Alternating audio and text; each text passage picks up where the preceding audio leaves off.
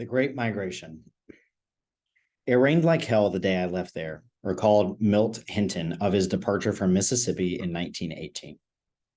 Like thousands of other African Americans leaving the South during and immediately after World War I, Hinton was heading to Chicago. His uncle had made the journey 8 years earlier, quickly finding a job as a porter in a hotel.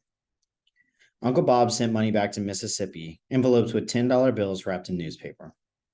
One by one, Bob's brothers and sisters joined him, each contributing part of their earning towards helping those remaining in the South with their basic living expenses.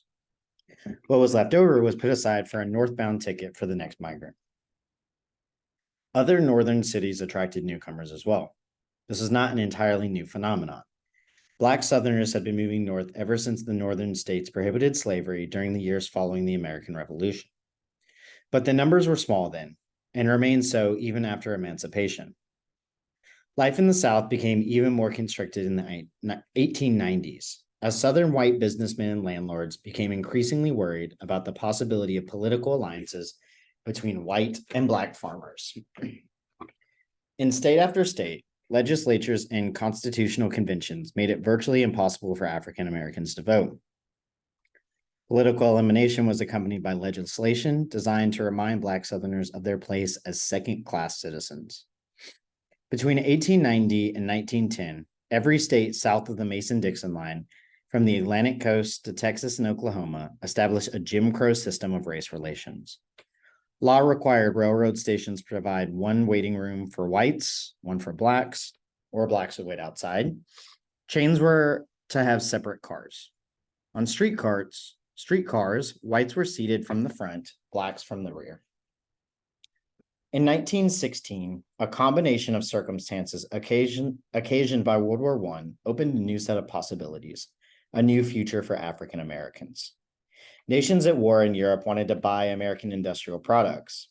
Preparedness, President Woodrow Wilson's program that anticipated America's entry into the war, stimulated the domestic economy. Northern industrialists could make big profits if they could boost production rapidly. To do so, they needed more workers. But the war had stifled European immigration, eliminating the usual source of additional labor. Casting about for possibilities, employers opened their gates to white women and with some trepidation to African Americans. The mobilization of the American Armed Forces in 1917 drew even more white workers out of factories, opening still more opportunities. These jobs in railroad yards, steel mills, packing houses, and other industries paid wages far beyond what was available in either the rural or urban South. With schools, voting booths, legal rights, and no formal segregation laws, northern cities held out to Black Southerners the prospect of living with all the privileges that the whites have, as one New Orleans woman declared before heading for Chicago. So they moved, approximately 500,000 Black Southerners between 1916 and 1919, and twice that many in the following decade. Chicago alone received approximately 50,000 to 75,000 Black newcomers. This movement, often called the Great Migration, would ebb and flow into the 1970s, shifting the center of gravity for African American culture from the rural South to the urban North. Southern cities also attracted many Black men and women from the nearby countryside, but the best opportunities lay in the North. Not only were wages higher, but Southern cities offered no respite from Jim Crow, poor schools, and second-class citizenship. Migrants would learn that life in Chicago was not always as exciting or as liberating as many inferred from The Defender, or from relatives who had returned home for visits flashing bankrolls and bragging about life in the big city. Industrialists seldom promoted Black workers above the level of semi-skilled positions.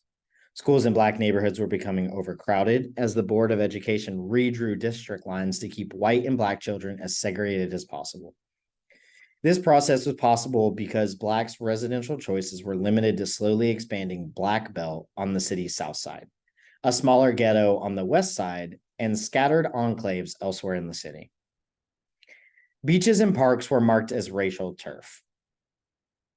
Few white Chicagoans had any interest in integration or in permitting African Americans a place at the table in city government or other corridors of power.